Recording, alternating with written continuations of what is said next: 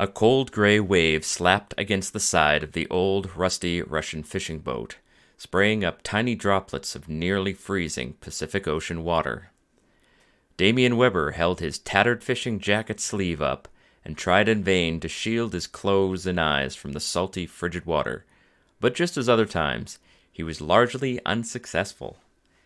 He had been sitting on the deck in an attempt to dry his only clothing out, but it appeared that this was not going to happen.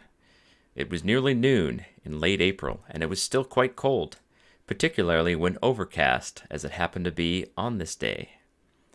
Emmanuel Melendez sat at the tiller, which was covered by a small boathouse structure, his dark brown eyes covered by non-mirrored sunglasses, and a small smile drifting across his face as his hands played over the tiller, keeping the boat perfectly level on track with the slightest movements. He wore a white cotton long-sleeved shirt rolled up to just below the elbow.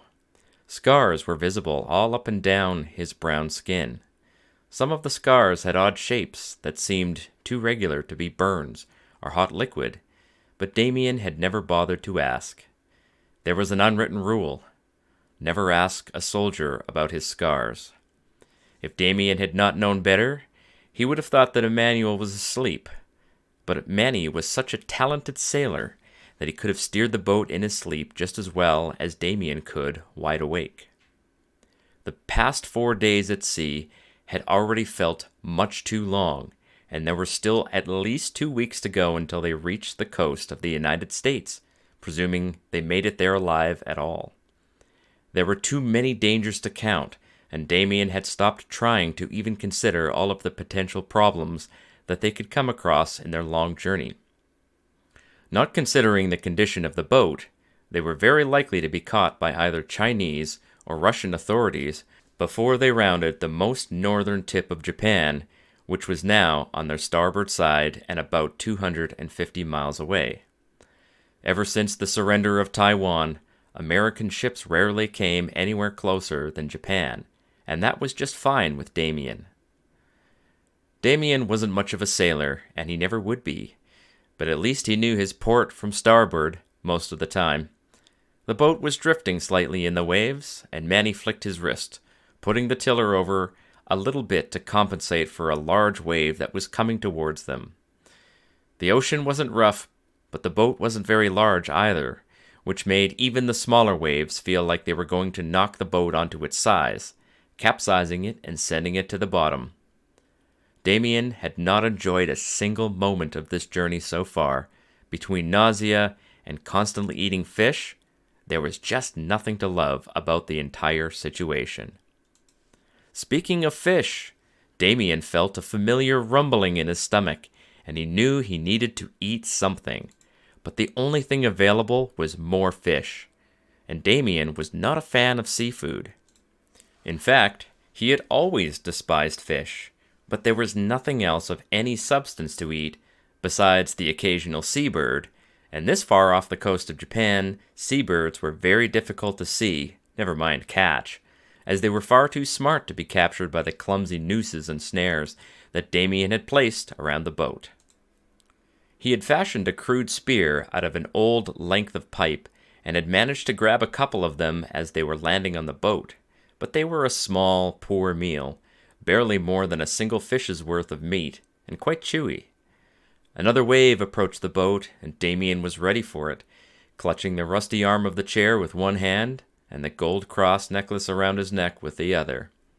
The necklace was more important than anything, even his own life. They had risked everything to obtain the information hidden inside the tiny storage module, and it was in fact the very reason that they were fleeing the two most powerful nations on Earth in a decrepit fishing boat, instead of returning home in a comfortable first-class seat, each with their own reclining bed, being served champagne by beautiful American stewardesses. 2 of their original team had already died to retrieve this, and Damien could not bring himself to allow it to sink to the bottom of the Pacific. He sat stiffly in the chair and allowed his eyes to drift close, trying to relax his body into the movement of the boat. "Hey, LT!" Damien's entire body jolted, his right hand grabbing at the makeshift spear which was tucked into a crevice on the deck. Manny was standing directly in front of him, holding a plate. Damien groaned. Don't call me that. I don't work for those criminals anymore. He realized he must have drifted off to sleep, and felt a little embarrassed at the lapse in attention. "Cook me a steak, Manny," he croaked. Emmanuel chuckled and dropped the old tin plate on Damien's lap. "Medium rare. Just how you like it, Weber." Damien mindlessly shoved the fish into his mouth, barely chewing, and forced himself to swallow as he pulled out an old plastic bottle from between his knees and took a couple of swigs of water. There was a desalinator on the boat, which allowed them to survive by processing ocean water, but the machine was old, and there was always a little bit of saltiness to the water, which made it almost insufferable to drink. The only good thing about the desalinator was that it produced water and salt, which meant that they could have salt with their food. Eating unsalted fish and salty water probably would have caused Damien to throw himself over the side of the boat, leaving the precious necklace in the care of his good friend. Finally, Damien finished the plate and felt the boat settle into a nice, calm rhythm, rocking slightly, but still on course, with the tiller set in the exact direction that they needed to go. "Hey, how you holding out?" his friend asked him. "I've been better. How far are we from Japan right now?" he replied, feeling the remnants of the salty fried fish slowly moving down into his stomach. Manny glanced to starboard and appeared to make a mental calculation. "About 250 miles. I think we're going to need to start keeping a watch to look out for drones." Damien nodded and said nothing, but felt the hair on his neck stand up. By now, the Russians would be alerted to the situation and would surely be conducting a search to find the two of them. Was it possible that they didn't know? Were the Chinese hiding the theft? It would be nice to have some news. He mentally replayed the specs of the known Russian drone fleet, trying to guess whether they had anything with enough range to fly this far out. The United States had years ago lost most of its ability to spy on Russian technology, as the latest budget crisis had demolished military spending by necessity. Damien supposed that they should be far enough away from the coast of Russia to avoid most of the possibility of drones, but he would feel safer once they got to the open Pacific Ocean. "Need any help?" he shouted to Manny at the helm. "Nah. I feel kind of useless just sitting here. You just keep watch for drones." "Can't we turn on the radar?" Damien gestured at the radar that was motionless at the top of the yardarm. "Might as well paint a target on the side of the boat and shoot a flare in the air. These drones can see the radar beam like a beacon." "Doesn't it look suspicious for us not to be using radar?" Manny shoved a piece of fish in his mouth and chewed. "The only reason a boat would be going out this far is illegal fishing or smuggling. Smugglers don't use radar." That made sense. Emmanuel Melendez was, without a doubt, an enigmatic character, but he knew just about everything about operational security, or what the military called OPSEC. His foresight had saved Damien's life at least twice in the last week. Damien tried to picture what he remembered about the geography of Russia and Japan. He knew that there was a very narrow channel that they had to pass through in order to get into the Pacific Ocean. That might be the most dangerous part of the entire journey, because the distance between the two islands was only about 20 or so miles. They were risking discovery by two different governments at the same time. "Hey, Manny, how much fuel do we have?" "We got enough, don't worry." "How far till we get to the strait? The one named after the French guy." "La Pérouse Strait," Manny said, pronouncing the French with exaggeration. "Yeah, that's the one." A pause. "About 2 hours, and we're going to go through it at night." "Night? Are you sure? That sounds dangerous." "Yes, very dangerous. There will be ice and strong currents." "Can I vote not to sail through the iceberg laying during the nighttime?" Damien said. Manny allowed a tiny smile to creep onto his face. "You don't trust me?" "I trust you. I do not trust this boat," he retorted, running his hands across the rusted gunwale. Night is safer. The ice will be visible in the moonlight. Manny finally took off his sunglasses and squinted into the setting sun. Damien laughed. Fine, you got me there. I'm wearing the cold suit, though. The ship had a single water rescue suit, the only way to stay alive in the ocean when the temperatures were just barely above freezing. He made his way into the interior of the boat to try and find the cold suit, and began to mentally prepare himself for whatever might occur during the treacherous night passage. The sun had ducked behind the horizon, and the air was beginning to turn frigid as it always did at night. The tiniest glimpse of land could be seen on their starboard beam, but it was quickly becoming almost impossible to distinguish land from the dark sky. As the sun continued to set, Damien could see white objects floating in the ocean, and he realized that it was ice, and not just a little bit of ice. Some of these chunks were enormous, 5 or 6 times the size of their boat. Emmanuel cut the engines of the ship, and all of a sudden the rumbling noise that Damien had worked hard to ignore receded. Without the noise of the engines, the sounds of the ocean could be heard, and Damien could now perceive the terrifying noise of cracking and grinding as ice chunks slammed against each other. Despite the darkness around them, the ice stood out quite clearly in the ocean, the white contrasting against the dark gray of the ocean water much more distinctly than he would have thought. They were drifting, but they were drifting in the direction that they needed to go. Damien wondered if they had any way of controlling the boat if they needed to move very quickly, but he supposed that the engines could be turned on if they absolutely needed them. The boat cut through the icy waters of the strait, as silent as the ice chunks floating around it. Damien realized that the boat would be invisible on radar. There was no way that someone who might be trying to track them could distinguish the boat from the ice around them. They were just another floating piece of ice drifting through the narrow channel. Out of the darkness, a large white shape appeared. A chunk of ice larger than any other that they had seen to this point was looming out of the inky gray blackness. Damien only had a second before he realized that they were going to strike this behemoth head-on with the boat. He turned and was about to shout a warning when he felt a rumble in the darkness. The engines came to life and the boat slowly turned to port, the gunwale grazing the crumbling edge of the iceberg with a whispery, grinding sound. He felt the cold sweat trickling down the back of his neck, and he knew that they had just barely missed striking the iceberg head-on. How much further, he wondered. Almost without warning, the chunks of ice receded, and the calm, flat surface of the ocean was visible once again. They drifted out of the strait, and now Damien could see the moon reflecting off the surface of the water.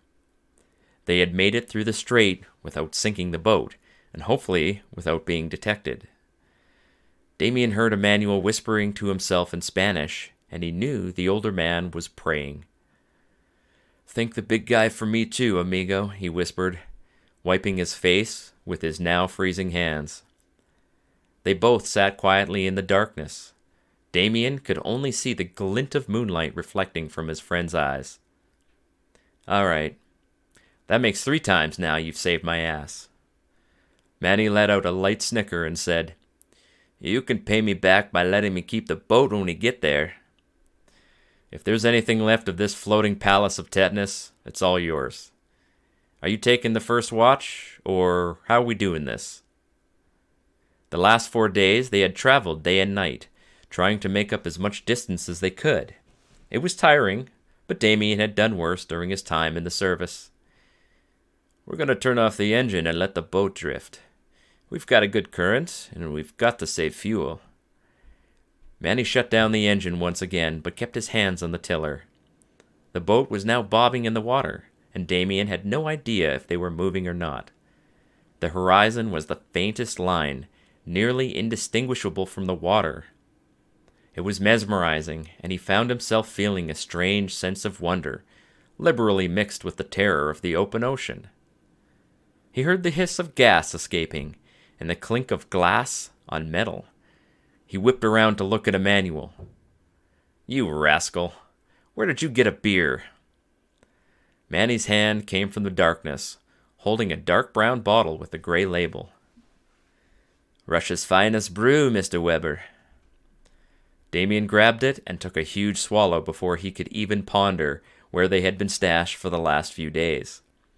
Both of them had sorted through every single moving part of this boat, and he hadn't seen anything drinkable aside from the disgusting water. "You're a dangerous man. I'm glad you're on my team," he chuckled. The white of Manny's teeth appeared as he grinned and took a swallow. The silence returned, and they both gaped at the starlit sky all around them. For just a moment, Damien was able to forget the almost disastrous mission at the Chinese university, the deaths of 2 comrades, the escape into Russia, and several days of eating nothing but fish. He was simply happy to be alive. "We'll switch off keeping watch like we did before, but it'll be a little bit harder to keep the boat steady without the engine running, so you'll have to keep your eye on the compass." Damien nodded and started unzipping the cold suit that he had been wearing as they went through the dangerous, ice-filled channel. "We need to try and get some internet. I would like to see the news." Manny shifted. "Well, California's still on fire, and the state of New Hampshire is seceding from the rest of the United States." Damien laughed, and a plume of his warm breath rose against the moon. "I heard you have a new president, and he said he's going to get rid of the CIA and the FBI. I bet they're real happy about that." Manny nodded and grunted. "They're going to try and kill him if they can." "You really think so?" "Yeah, I suppose they might go that far. Look what they did to Donald Trump, and that was decades ago," Damien mused.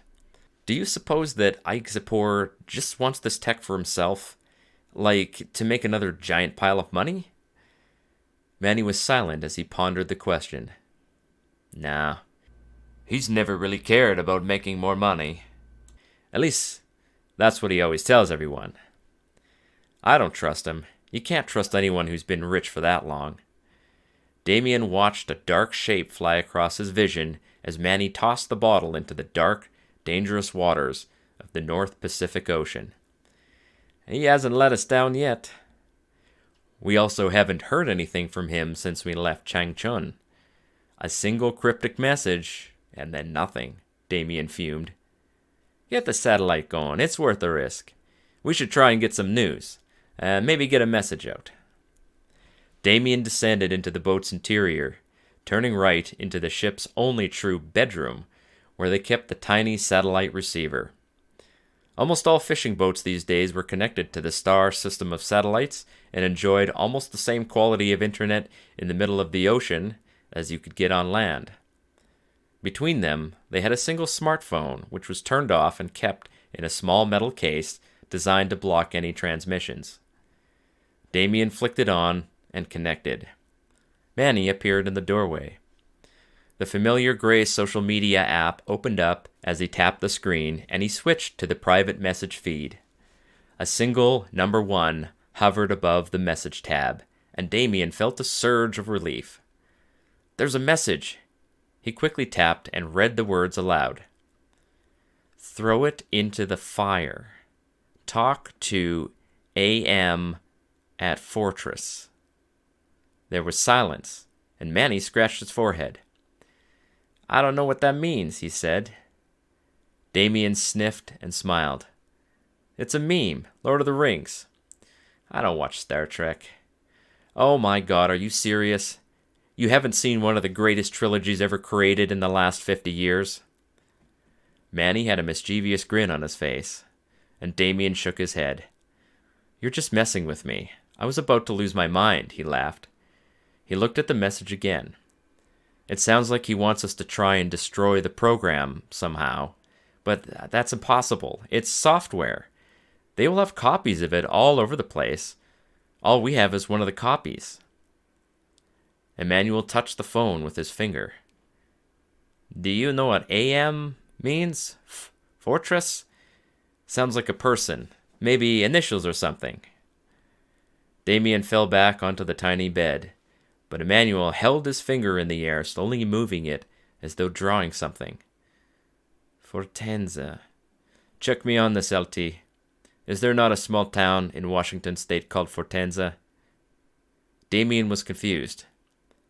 Yeah, I think so. I know a guy who lives there. He does computer stuff. I was supposed to go to school for that, but I decided to join the army instead. Does that mean something? Is Fortenza a clue? That is the Spanish word for fortress. What's your friend's name? Damien thought about that. They had met on Discord while playing a very popular zombie game called 7 Days to Die, but they rarely used their real names. He called himself Masshole, I think. I can't remember his first name. Maybe he never mentioned it. That's the M. Does his first name start with an A? Yeah, maybe. Do you think that's the guy we're supposed to find? He might not even live there anymore. Manny shook his head slowly. He'll be there. Ike wouldn't send us on a wild goose chase. Ha! This entire thing has been the wildest goose chase. Okay, so we need to find a small town somewhere in Washington, find a guy whose name I can't even remember, and then hopefully this guy can stop this? Oh, and we should try not to die or get captured. Did I miss anything? Manny's tiny smile reappeared. I think you covered it, LT. Damien turned off the phone and tossed it on the bed. A wave rocked the boat and the device started sliding, but Manny caught it before it could fall onto the damp floor of the cabin. I'm gonna check the news. Can you take the first watch? Yeah, no problem. Just try to get some sleep while you're down here, alright? Emmanuel didn't say a word, just traded places with Damien, flopped back onto the bed and started scrolling on the phone. Damien ascended the tiny stairs back to the forecastle of the decrepit Russian fishing boat and pulled himself inside the partially enclosed helm box. The seat was worn, but comfortable, and he tapped the compass on the panel to make sure the needle wasn't stuck. The boat drifted silently through the darkness, the occasional piece of ice bumping the hull, and the sky a wondrous expanse of stars. Chapter 8.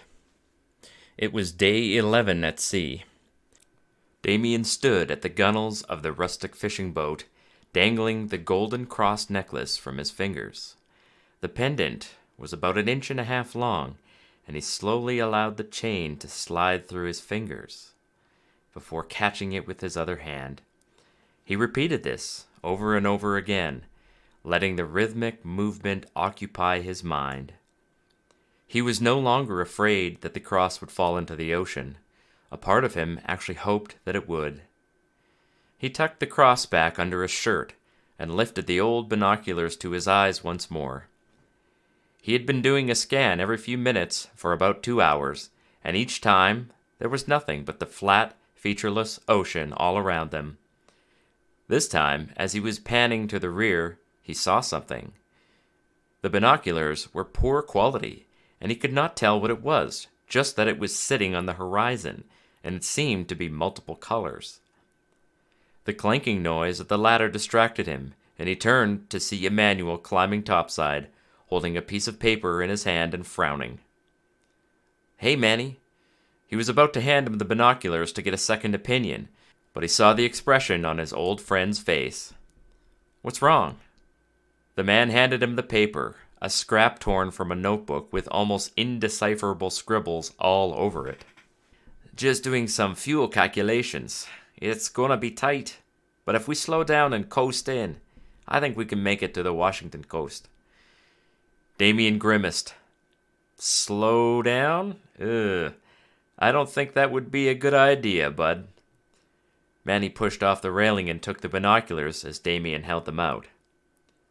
Just to the right of the mast. Something is out there, but I can't tell what. It wasn't there 10 minutes ago. Manny slowly scanned the area, bracing himself on the railing to steady the view. He lowered the lenses and let out a huge sigh. See, pirates, he said quietly. Damien thought perhaps he had misheard. Excuse me, but did you just say pirates? As in walk the plank, rum drinking, kill everyone and steal your boat kind of pirates? He was incredulous. Yep, but they probably don't have any planks. Just homemade explosives and rifles. Emmanuel Melendez, tell me that you are joking right now. Manny shrugged, the tiny smile back on his face. What the heck is happening to this country? I leave for a few years to China and you guys get honest-to-God pirates? What happened? It's California. People can't afford to live on the land, so they move out to the water. There are whole communities formed in the ocean, made of cars, barrels, whatever they can make float. Okay, but where do the pirates come into this story? These floating communities have things to steal, along with commercial shipping and other pleasure boats. You know the drill, LT. Once the coasties stopped patrolling, the criminals decided to take over. Damien was holding the binoculars up to his face, squinting to get a better look at whatever was out there. This is unbelievable. The Chinese always make fun of the U.S. for the terrible state of our country, but it's actually worse than they think. Didn't you grow up in Canada? We moved when I was young. I barely remember BC at all, just that it seemed like it was always snowing. You still sound like a Canadian sometimes, Manny laughed. Damien tried to focus the binoculars, but even after adjustments, it was hard to see through the dried salt water that had gotten inside the lenses. It still just looks like a regular boat. How do you know that they're actually pirates? Oh, gang colors on the bow. Look at the paint. You see the stripes? Blue horizontal stripes are the Sinaloa cartel. Wait, these are cartel guys? I thought Mexico got rid of the cartels. Manny shook his head. No, well, yes, but they just moved a few miles north and set up shop in California. It's been a big problem. After you left, they've even attacked a few military bases. Great, and now they are definitely getting closer to us. Damien pounded the railing with his fist. We need to speed up. I'd rather be captured by the FBI than these guys. Manny held out the paper. That could be a problem. If we speed up, we run out of fuel, and then we really will be sitting ducks out here. Ah, crap. Can't we change direction or something? Go further south? Damien asked desperately. I don't think that will help. They are definitely coming our way, and they'll keep following if we change direction. I think they will catch us in an hour. Damien paced around the deck, ranting about pirates, but Emmanuel closed his eyes and prayed. Eventually, Damien ran out of steam, and he came to stand beside him, holding onto the railing and saying nothing until his friend opened his eyes once more. Well, did God promise a miracle? Maybe a ball of fire from heaven?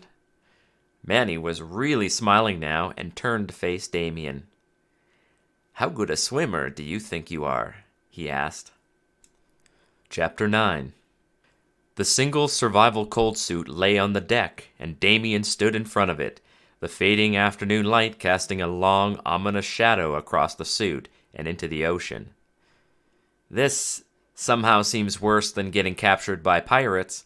I am not loving this idea, Manny.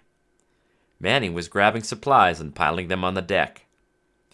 It'll be dark soon, and we are 70 miles from the coast. I got you as much time as I could, but the boat is almost out of fuel. They could both hear the occasional sputtering of the engine as it sipped up the last drops of diesel from the huge tank. They're gonna kill you, bud. You're sacrificing yourself for me, and I'm still probably not gonna make it. Damien stared at the cold, choppy waters of the late April Pacific Ocean as he said this. You'll be fine. The water is 37 degrees. Don't worry about me. These are my people. I can handle them. Damien looked at Emmanuel. That's such a huge risk to take. How do you know they won't just shoot you and toss you over the side? Manny stopped sorting and stood up to address the younger man. Haven't we made it this far? How can you give up now? That was different. We had a plan. A good plan. This is just crazy. Even if I make it to the shore, I still have to try and find some guy in a random little town that I've never been to. Damien was unusually emotional, and he realized that it was because Emmanuel had become more than just a companion. He was a good friend. It was almost guaranteed that they would never see each other again after this moment. Many are the plans in a person's heart, but the Lord's purpose prevails. Proverbs. Wow, thanks. That's really comforting. My mom used to quote scripture at me all the time, and look where it got me. I'm about to jump into the freezing cold ocean and swim 70 miles to shore in the dark. You are right where you're supposed to be, LT, said Manny, with his usual implacable calm. Damien started pulling the survival suit onto his legs. I sure hope you're right about that, because I feel like I'm shrink-wrapping myself for the next shark that comes along. The survival suit was too big, and the floppy rubber feet extended past Damien's own feet. The entire suit was waterproof, and there was a ring around the collar designed to stop water from splashing inside the hood. The sky was nearly dark, and the first stars were peeking through the light cloud cover. The moon was just a sliver in the sky, which was in their favor. The boat's engine ceased, and he began to step down a rope ladder off the port side, ready to slip into the inky blackness of the Pacific. A strong swimmer could swim 50 miles in a matter of a day, especially when they didn't have to keep themselves afloat. It would be more like paddling for Damien. Very tiring, but certainly achievable. The most difficult thing would be to keep himself pointed in the right direction. The ocean had no landmarks, and it was risky to try and rely on the stars for navigation, since the ocean in this part of the United States frequently experienced heavy cloud cover. For this, Emmanuel pulled the ship's old brass compass from its position in front of the ship's wheel, and tucked it into the pocket of the cold suit. Damien would not have the benefit of a smartphone. He had decided that he would leave it with Emmanuel. If I can get to the shoreline, I'll try to figure it out from there. If you manage to get away from the pirates, you might need the phone. They had debated this a little bit, but in the end, Emmanuel had taken the device. It's got about 20% battery life left, so don't play too much Candy Crush. One more thing. Here. Emmanuel tucked a glass bottle into one of the front pockets of the survival suit. Damien pulled it out and saw that it was another beer. You son of a gun, where have you been hiding these? They both laughed at that. Emmanuel would not allow Damien to leave until he had said a long prayer in Spanish, and Damien did not object to this. He was going to need all the help he could get. Thanks, Manny. Damien paused, not wanting to leave without saying something to the man who had become a good friend over the last few weeks. I still owe you for saving me. I'm going to try and reach out once I make landfall, okay? Emmanuel Melendez reached down and seized the hand that was covered by a thick glove. Damien gripped him with all of his strength, trying to draw some of the older man's energy and vitality. I'll see you in Valhalla, brother. Damien lowered himself into the water, not wanting to risk jumping in case he plunged under the surface. The rope ladder swung wildly as he descended, and he flopped backwards into the water without getting too much of the cold ocean spray in his face. The ocean was a little bit calmer at night, and Damien wasted no time beginning his swim. He pushed himself through the water, doing the best he could to turn the suit into a paddle rather than fighting the bulkiness of the material. There was no way to tell how fast he was going, or if he was even moving at all. Periodically, he would see tiny bits of debris floating on the surface, and he would try to use it as a gauge for his progress. The swimming felt incredibly slow and tedious, but soon he found himself in a comfortable rhythm. Despite the encroaching darkness, there was enough light to check the compass every 10 minutes and ensure that he was maintaining a steady bearing. There was light cloud cover in the sky, but as the sun set, stars began to appear, and he found that maintaining his direction using starlight was not difficult at all. Around midnight, he floated on his back, moving his legs rhythmically to propel him through the ocean. This seemed like a good time to crack the beer. He would need some kind of motivation to get himself through this. Damien stared at the wide expanse of stars and clouds as he propelled himself through the Pacific Ocean on April 29th. This isn't too bad, he thought. The water was relatively calm, and he was warm from the exertion of swimming. There were a few clouds, but directly overhead he could see the expanse of the Milky Way. At that moment, he had the realization that he himself was nothing, a tiny speck floating in the ocean, carrying an even smaller piece of metal with information that could literally set the world on fire if the wrong person got hold of it. Damien wasn't a very sentimental person, but he recognized that this was a moment that would stay with him forever. Hopefully, this wasn't also his last night on Earth. As long as the ocean remained calm like this, he would probably make it to shore just fine. Damien felt himself jump and realized that he had been dozing for perhaps a minute or two. He opened his eyes and looked at the stars, immediately recognizing that he was drifting off course and correcting his direction of travel. Just to be sure that he still wasn't off course, he checked the compass once more. The starlight was weak, but there was an emergency flashlight attached to the hood of the survival suit. Satisfied that he was moving east, he focused on moving his legs, trying to draw as much energy out of every kick as was humanly possible. After a few hours, he realized that, despite the movement of his body, he was starting to get cold. Every few minutes, a wave would manage to crest the top of the open suit, and a little bit of water would splash inside.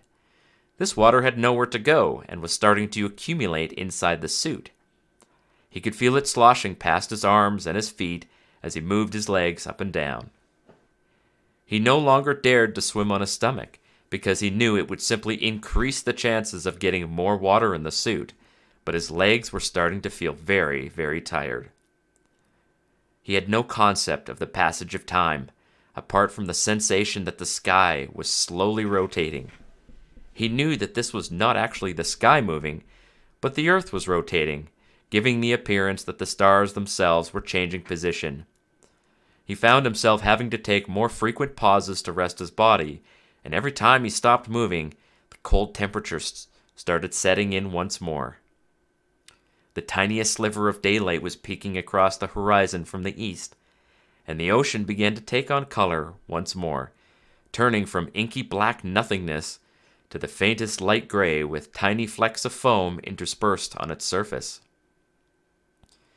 Damien was running out of steam, and he felt the tiniest seed of panic. The cold was sapping his strength, and he could only swim for about 60 seconds before he had to rest for another 30 seconds. Looks like I've been slacking on my workouts, he mused. The dawn slowly crept across the ocean, and the light was growing brighter much more quickly now. Damien estimated that he had been swimming nearly non-stop for almost 12 hours. There was no way for him to stop and rest, and he had been unable to take any real food with him. The beer was long gone, the bottle having been discarded and slipped beneath the waves. He pondered that as he continued to push himself laboriously through the water. How easy it would be to just drop the necklace and let it sink deep into the vast ocean, where no one would ever find it. The problem was, they almost certainly already knew who he was, and they were going to be pursuing him regardless. The great irony was that he was probably safer in the water than he was ever going to be on land. It was around 10 in the morning when he finally spotted the coastline. The compass had stopped working, the inside of the rusty device having filled up with too much water, and the needle no longer pointed north. It was fortunate that he didn't need it anymore. He could tell he was getting closer to land because the waves were getting bigger, splashing him in the face and filling up more of the precious space inside his suit. He could no longer feel anything in his legs except for pins and needles as the nerves screamed in agony. It didn't matter. He had to keep moving, and he continued with as much effort as he could muster. He just hoped he wouldn't encounter one of those riptides, something that would drag him back out to sea. The last mile was the hardest, but he found that he had a renewed vigor once he reached that last stretch.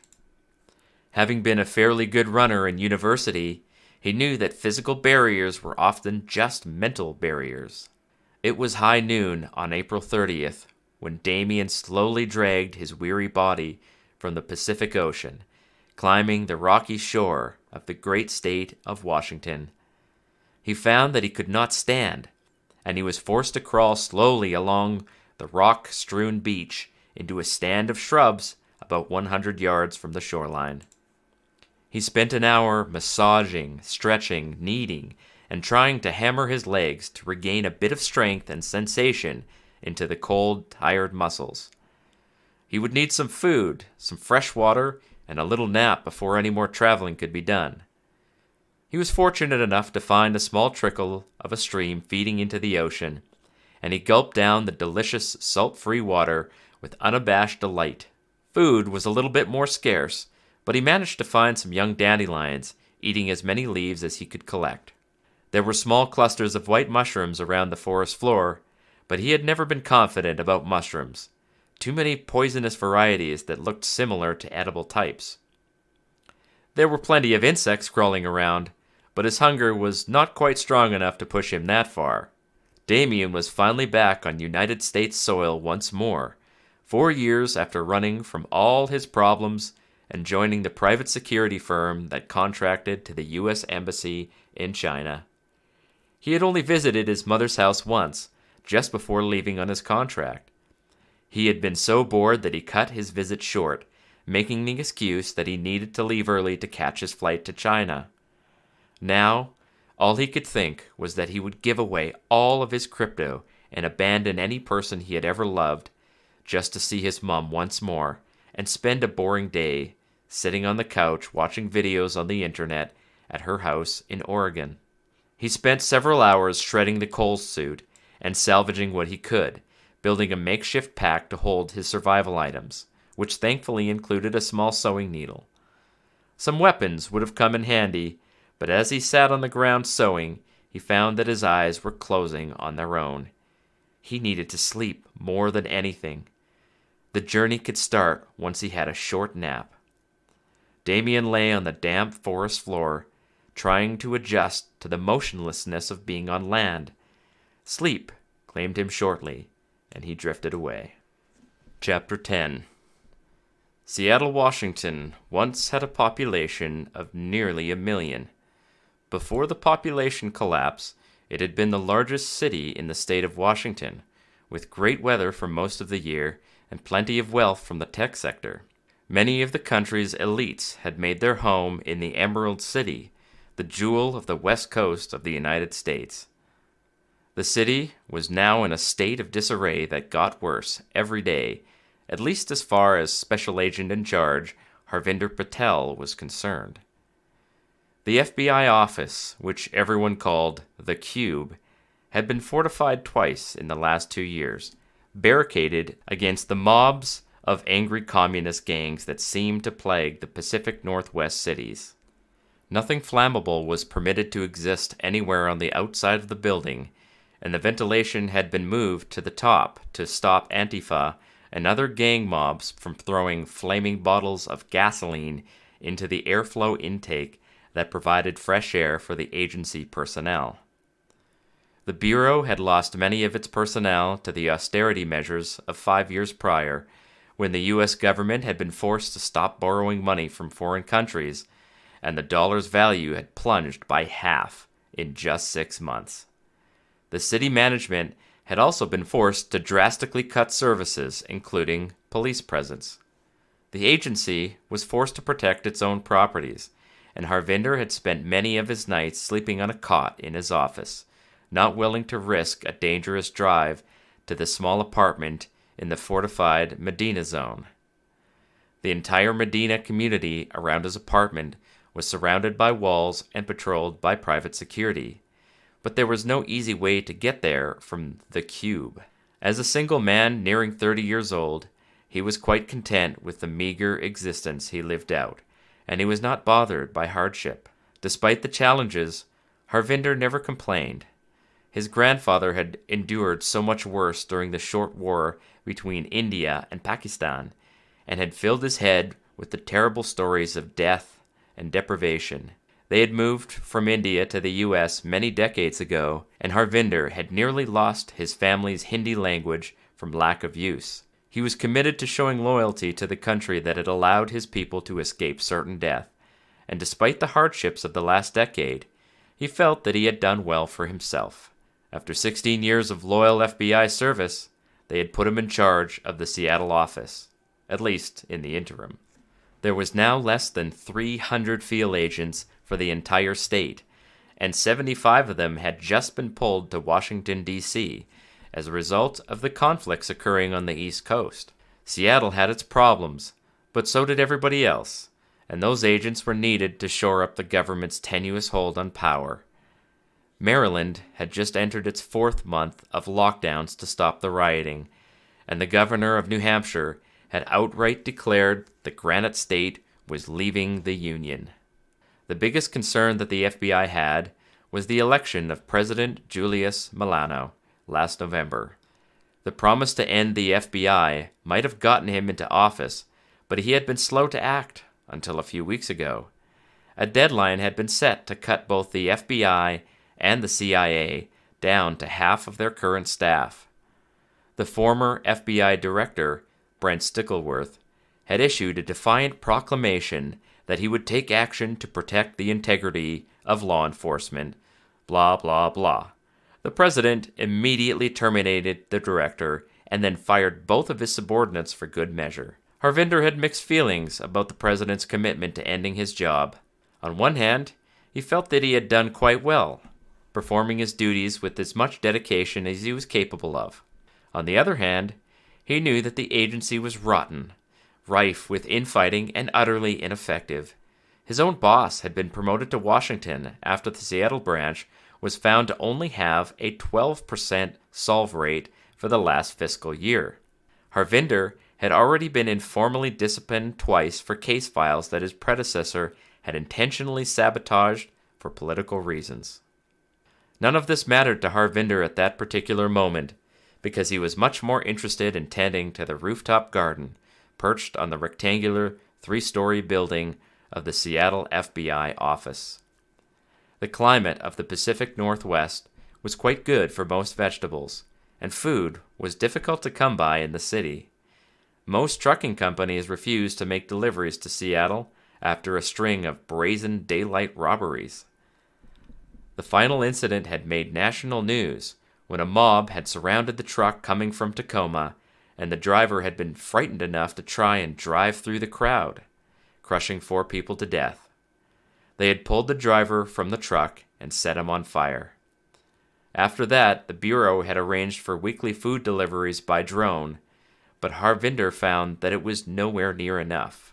He estimated that the rooftop garden was providing about 15% of the weekly calories for the remaining 75 employees at their office.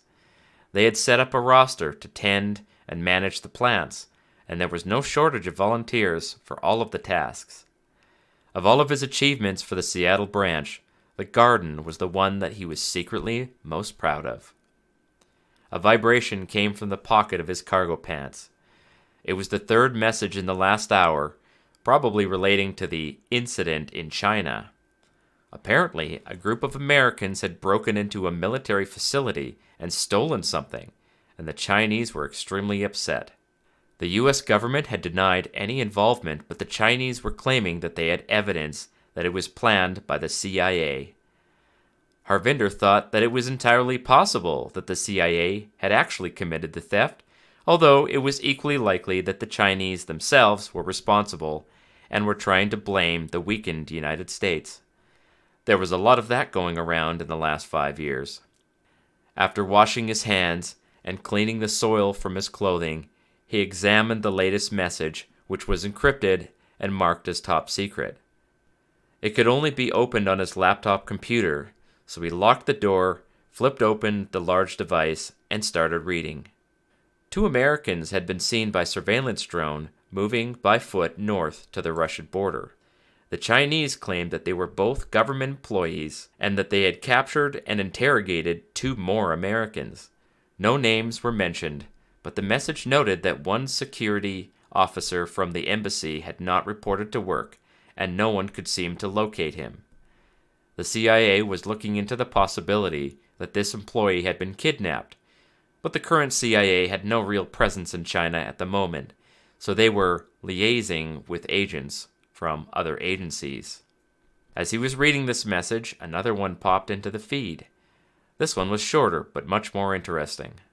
It was also from the CIA, and it was addressed directly to the Washington State FBI director, who at the moment was basically himself. A fishing boat believed to be of Russian origin had been spotted off the Washington State coast by surveillance drone on routine patrol.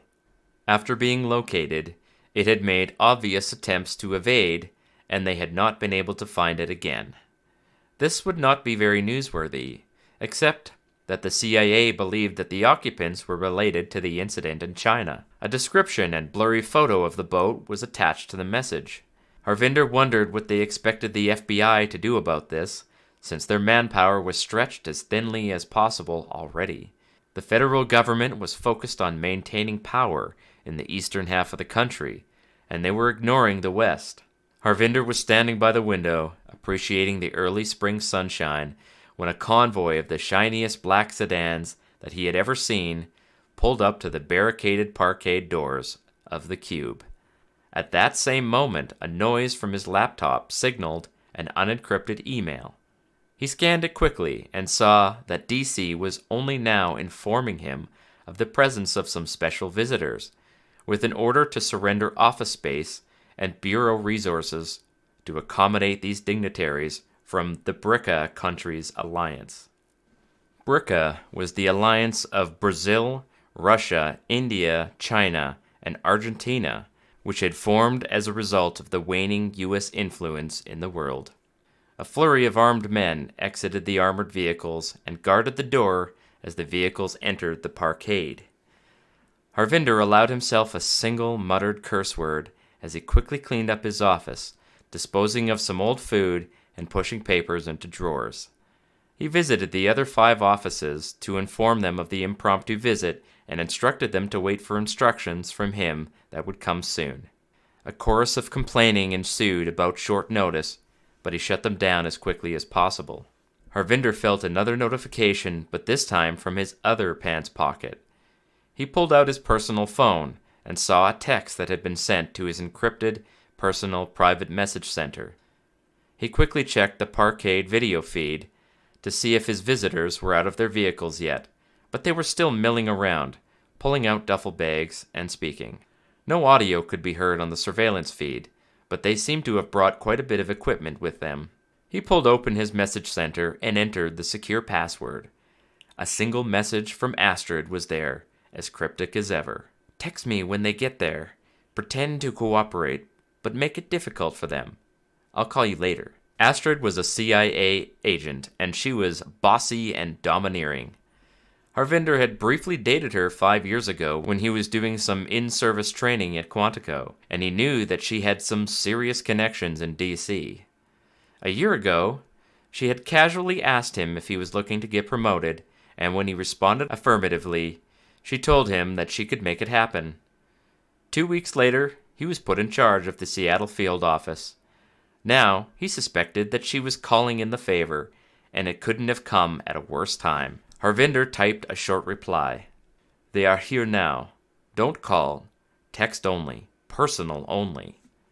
This was borderline illegal, conducting agency business on his personal phone. He felt quite certain that no good would come of any of this, but he would do his job, and whatever would happen, would happen. The visitors were forced to come up the emergency stairwell.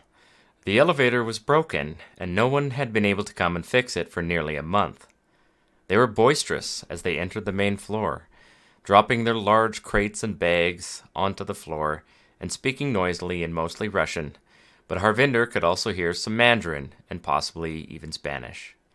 These were BRICA agents, an agency that had formed 7 years ago as a joint task force of Brazil, Russia, India, China, and Argentina. The days of the United States being the world's police force were coming to an end. Certainly, the U.S. still had an impressive military force, but they no longer held the position that they had possessed just 20 years earlier. Over a decade of forced budget cuts on all levels, combined with significant amount of civil unrest, meant that the home soil was the priority. Bricka had 10,000 agents, and more were added every year. They were a bit like the CIA, but they pretended to be more like the UN, visiting various countries to observe things, hand out money, and probably some of them were collecting bribes. Most of them were either Chinese or Russian, the two most powerful nations in the Bricka alliance.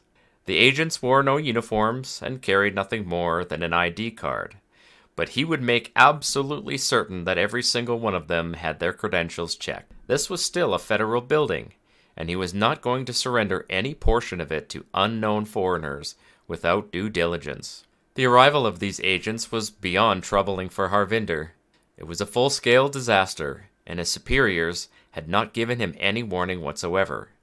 He would need to muster all of his charm and skill to maintain control of his building, and prevent these agents from disrupting operations of the FBI. As he descended the stairs, a phalanx of his agents silently joined him, walking as solemnly as possible to greet their guests.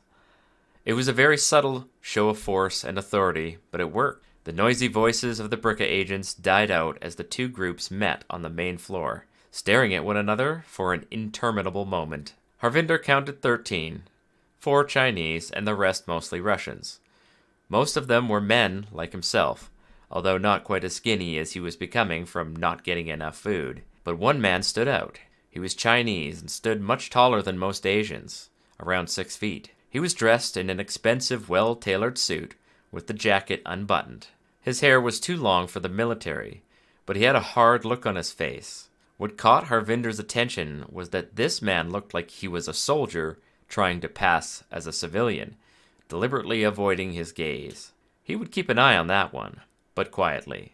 A short, stocky, and very ugly Russian man with thick fingers stepped forward, smiling awkwardly and proffering his hand. He was flanked by 2 men who were obviously bodyguards, and were so close behind him that they were practically sitting in his pockets. They constantly scanned the surroundings, and they too looked like hard men, but not military. No, these were not soldiers who followed rules and lived with discipline. These were gangsters. Harvinder would have bet his next 10 meals on that. Welcome to the Cube. My name is Special Agent Harvinder Patel, Acting Director of Operations in Washington State, and Special Agent in charge of the Seattle branch office. He adopted a much more military bearing than he normally would, projecting his voice deep into the lobby and shaking the hand of the shorter Russian man, but casting his eyes across the entire group at once. If he could establish authority over these men right away, it would save having to clean up a mess later on. We have been expecting you. Thank you for being on time. He smiled genially and looked pointedly at his own agents. The men and women of his office looked back, but not one of them flinched at the obvious lie. They would back him against this lot, even if some of them didn't like him personally. This building is the headquarters of the FBI in Washington, and so you will all need to present your credentials and submit to retinal scans before we allow any further access into the building. He looked to his second-in-command, a much older man named Richard Hawking, who Harvinder had displaced when he was put in charge of this office. He left a moment's pause to try and convey his intentions without speaking. Special Agent Hawking will be in charge while you are in our building, and you must not go anywhere without his prior approval. The slight nod from Hawking was the consent he had hoped for, and he felt slightly more relaxed. Harvinder gave them a short tour of the building, intentionally dragging this part out so that he could continue to assess the large group that he was now babysitting. The tall Chinese man was keenly attentive, drinking in every detail. The Russian man who had shaken his hand was now touching every surface he came across, as though this was a massive home that he was hoping to purchase. Harvinder thought he would need to assign someone just to watch that one. He seemed like he was here to cause trouble. The tour of the building ended, and Harvinder assigned the group to 4 empty offices on the 2 bottom floors. His employees dutifully began to try and settle the 13 visitors into the room, pulling out chairs, tables, and cots for sleeping. Hawking sidled up beside him and whispered, "This is BS." It wasn't an accusatory statement, but a statement of fact. It was BS, and they were just going to have to make themselves a meal of it. I need you to keep an eye on that Russian. Don't let him near any of our computers. In fact, I don't think we should let any of them have our equipment. Try to make excuses about shortages. That should sound believable. The tall Chinese man was walking their way alone.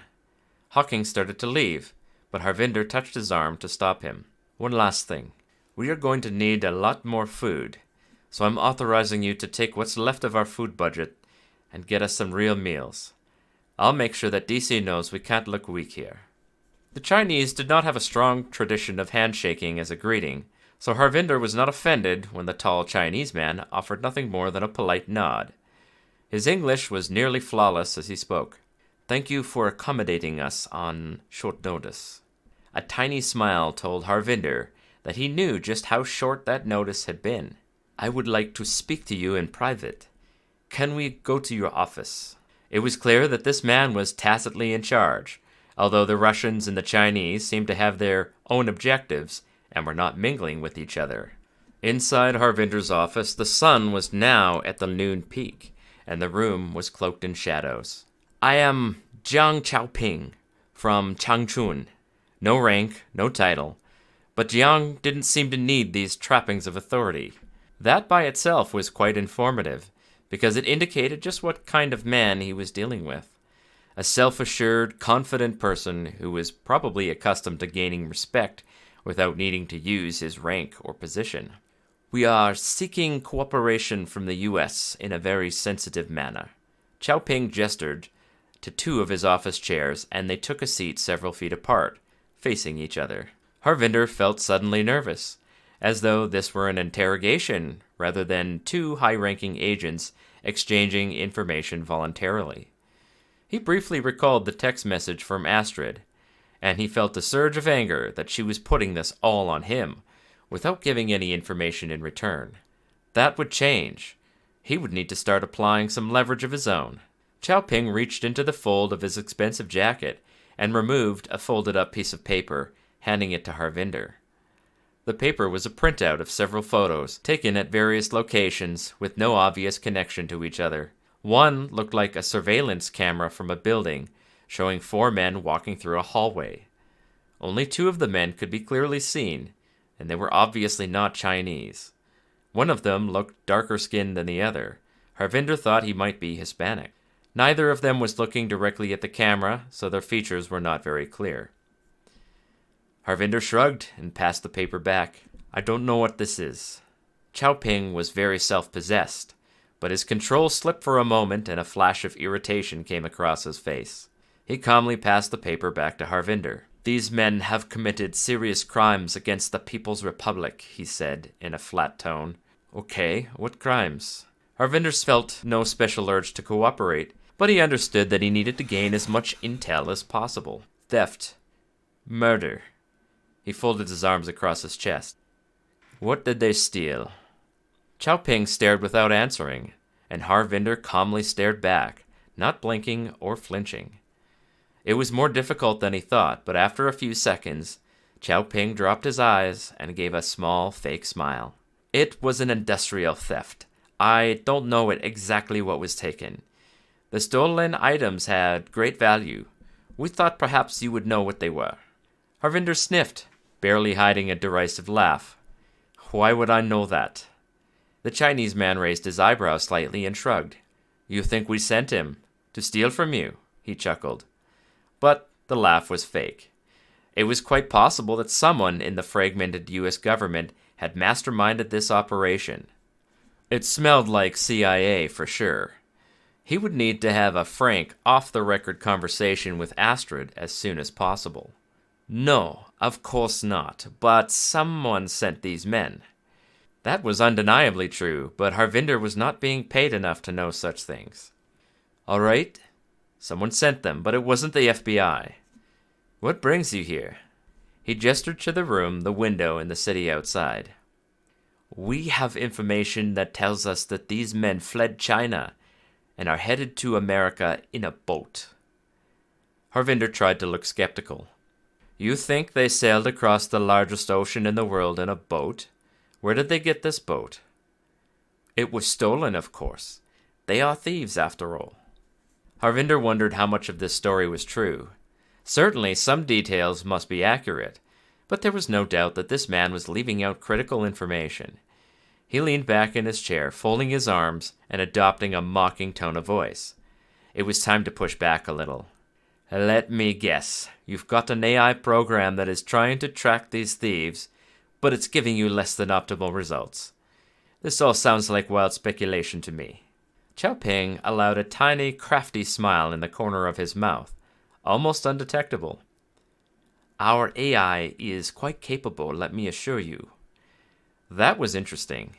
The CIA had speculated that China was making good progress with their human surveillance AI program, but there had not been enough data to say for sure.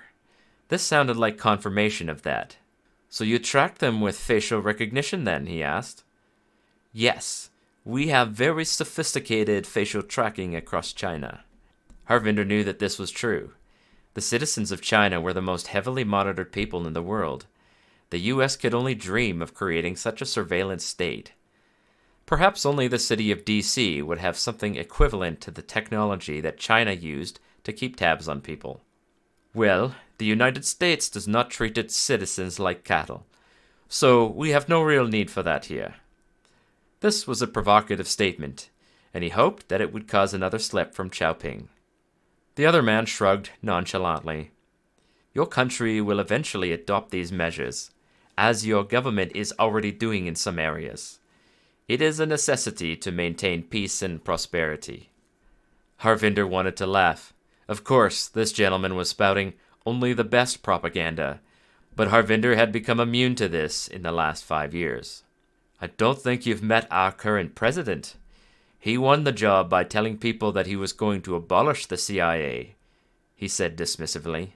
I'll get right to the point then. What would you like from the FBI? Our resources are a bit thin at the moment.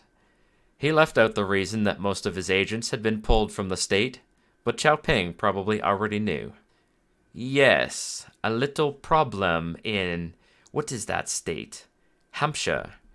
They don't want to be part of the country, I believe. We know what that is like, but such problems can be fixed. Harvinder knew all about the annexation of Taiwan, which had been largely, but not entirely, peaceful. The Chinese had been quite content to leave the island nation alone for many decades, but when the US dollar crisis struck, so did the Chinese. The entire US Pacific Fleet had been withdrawn to Hawaii, and Taiwan was now reunified with its communist big brother. No one knew what had happened to the government of Taiwan, but it was unlikely that they survived long. The Bricka agents were here, inside his own building, and Harvinder was going to have to play along if he wanted to help keep the tentative peace alive. If we are going to assist, we need to know everything that you know.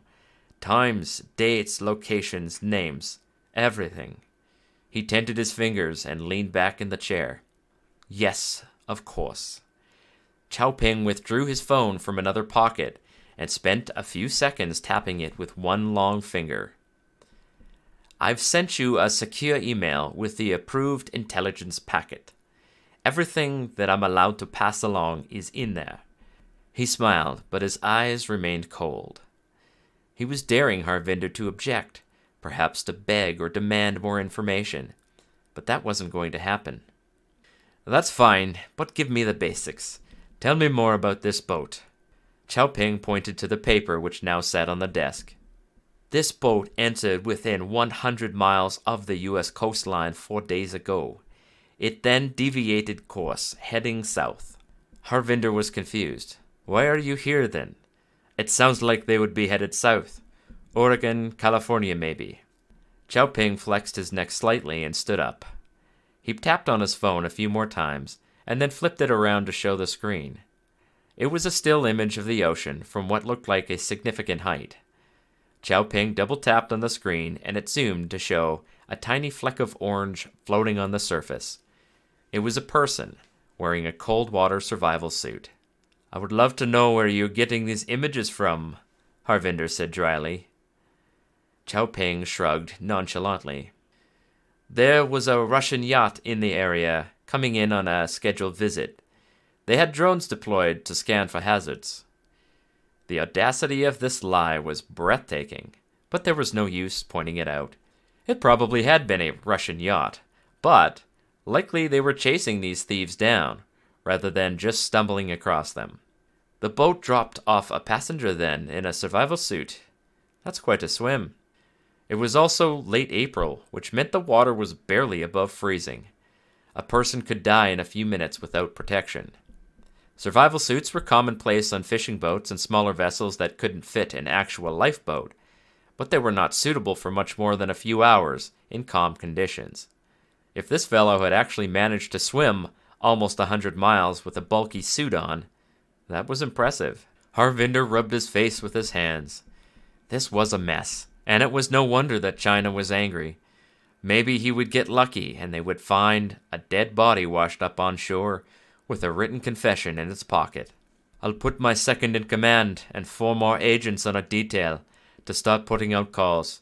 We'll need to get local cops read in as well. We don't have nearly enough manpower to cover the state. Harvinder looked around and then spotted his coat jacket draped over a cabinet.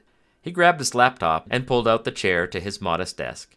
He wouldn't be sitting down for a while, so he may as well make use of the space. You can use my office right now. I'm going to be running around for a bit. We'll get you some cots and you can join us for regular meals. Many of us are living on site at the moment. Chow Ping said nothing, but as Harvinder left the room, the man was already sitting at his desk. Harvinder was familiar with the neighborhood around the cube. He was even on a first-name basis with many of the residents. During the day, it was perfectly safe to walk around, particularly when you were armed. After a short conversation with Hawking to get state police headed to the coastline, he decided to leave the area to try and make contact with Astrid. With the presence of foreign agents in the building, the risk of espionage was far too great. Small, sophisticated devices that could grab wireless signals had existed for decades at this point, and if the CIA was involved, it was vital that the Bricka agents remain completely unaware. A Starbucks was still open a short distance away, one of the last few iconic coffee shops still operating in the city where the brand had actually been born. They had Wi-Fi, which, when combined with heavy encryption, was usually safe enough. Even so, he would need to use coded language when messaging Astrid. They are here. 13 total. Thanks for the heads up. I could have used a bit more warning. The message went through several levels of encryption and was anonymously deposited in a chat server across the country. He ordered a decaf coffee while he was in the shop and sipped the bitter brew slowly as he awaited a reply. After 10 minutes, he received a terse message. You need to find it first. Extremely important.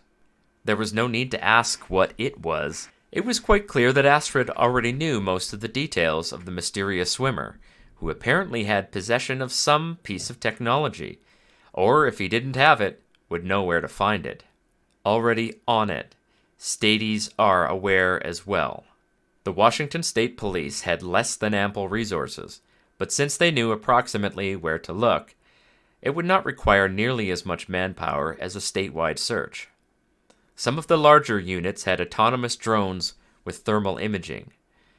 With the weather still being very cool, it would be relatively easy to find someone hiding in the many forest areas bordering the coastline. Harvinder was filled with frustration, and not just because he had to play babysitter to a bunch of foreign agents. The Home Office was putting a lot on his plate, and the possibility that the CIA was involved, somehow, in the theft was making the situation much more delicate. A few decades ago, something like this would have been directly managed by people in the White House, who would also face the music if something went wrong. It was tempting to vent all of this through a long text message to the only person he was in contact with in the CIA, but it would do no good. He would have to patiently but firmly poke and prod until Astrid Clinton provided some context, offered some manpower, or perhaps inadvertently gave away her intentions. He began to type one final message. Why don't you come over here yourself? It was silly, of course. She wouldn't come across most of the country by herself. The whole nation was on the brink of civil war, and she would never dirty her own hands on a risky trip to find some stolen technology that she was probably not even supposed to know about. He decided that he had spent enough time worrying about what the CIA was doing. He needed to deploy some resources to find the fugitives, assuming that they were actually in his state. Harvinder left the shop and allowed himself to enjoy a relaxing walk back to the office. The drone was quite small and extremely quiet as it monitored the deputy chief of the Washington State FBI. It darted through the air at 50 feet, moving slowly from positions of cover. Tests had shown that most people either ignored the drone or they subconsciously believed it to be a bird or large insect. The drone had a very long battery life and was able to slowly recharge when not moving with the assistance of a tiny nuclear battery, a technology that was currently illegal in the United States due to concerns about radiation. Most drones of this sort were autonomous, passively gathering data to be sorted through by AI, but this one was manned and controlled by a human. Kostya Belov watched as his son-in-law Luka moved the drone with the expert touch that only the young seem to possess with such technology. The two of them were sitting in the conference room of Kostya's private yacht, the Zavoye. The 110-foot boat was docked at Smith Cove, in a large berth normally reserved for government officials. Kostya was not part of the Russian government, but he had connections everywhere, enjoying privilege and preference that even government officials would have been jealous of. It certainly didn't hurt that he could also simply bribe and pay his way whenever he needed extra consideration. The payload that he had requested from the Russian military was now in operation, with 5 of the Chinese-made drones flying directly over United States territory. It was still risky, but the Russian government had approved this operation based on the possibility that they might have a significant advantage if they located the technology that the Americans were trying to steal. Russia was famously incompetent when it came to collecting intelligence from any of its Asian allies in the BRICA, so they relied heavily on paying non-governmental entities like Belov to extract this information. They hoped that he was loyal enough to simply turn over beneficial intel, which he would certainly do, for the right price. In this case, however, the price would be astronomically high, perhaps even unaffordable for the Russian government. This technology might be better used by private industries like his. The trouble was that he didn't know exactly what they were looking for. The Chinese had not given anyone else, including their BRICA allies, any indication of the nature of the stolen technology. Nevertheless, it was clear that the tech was highly advanced and probably AI-related. The drone continued to discreetly follow the FBI agent until he returned to the office building that apparently was the FBI headquarters in Seattle. They would keep the drone active, ready to follow anyone who left the building on foot or in a government vehicle. The top of the drone was magnetic, which meant it could fly under a vehicle and stick to the frame. Kostya's son-in-law pulled off the special glasses that allowed him to see what the drone could see, and looked expectantly at the old gangster. Kostya said nothing, but patted the boy on his shoulder and left the room. The minute that something happened, he would be summoned back to see, but until then, there was no reason not to enjoy a drink on the deck of his expensive boat.